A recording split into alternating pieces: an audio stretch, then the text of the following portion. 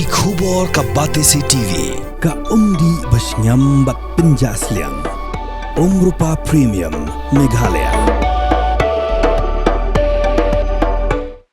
Kakun nyotrep National Awakening Movement hapok kejalam Working President Ubah Thomas Pasak haka arpusan tri urempang arajar apuhun riu kelai ti dekat jingtho Chief Chief Secretary ke Sarkar Jilla ban ujor lo jing kena baka General Administrative Department kelapin Kenya ke jing mana belapin mi dekat Sarkar ban om pelong show iki personal interview nak bentagi post ke hapok ke kedan Group D.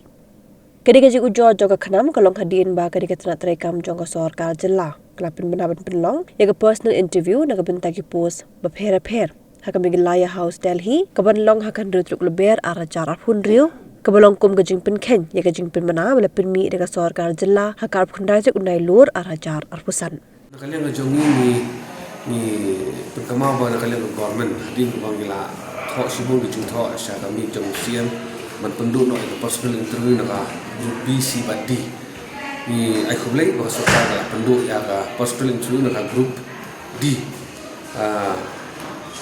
lembaga notification ko at writer masa kerba aja pusat. Jadi hari ini sini lagi UI barangkali SAD department kalau permit ya vacant post men apply post job pion sweeper cleaner tetap. Mah kiban yang tiap Delhi Meghalaya House. But hari ini sini barangkali UI barangkali yang jangan under secretary jauh ke SAD.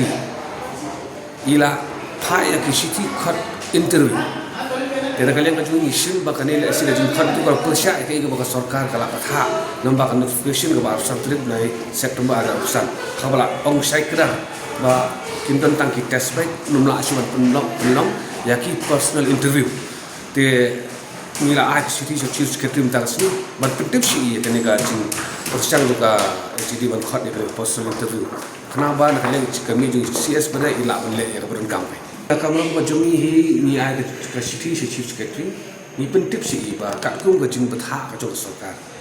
Nadu ke pendai terik mulai September ajar urusan hakabala thok saya kedar bah nadu ke sitrik Oktober ajar urusan onomla asu ban pelong ya ki personal interview hak baki thungkam haki group D post. Bat mentah pada ke SAD pada ke penkenya kena notification bat kalau hot personal interview. Ya kan ini ketentu ni aja kami Chief Secretary. But ni kerman mana kalian Chief Secretary in some action ini, but in kami juga in betah juga SAD pada ban cancel juga personal interview. But ban dia betang lagi written test kerana bakar kerana tukam kerana kau koi bersuba klaim dan kami kilom hai.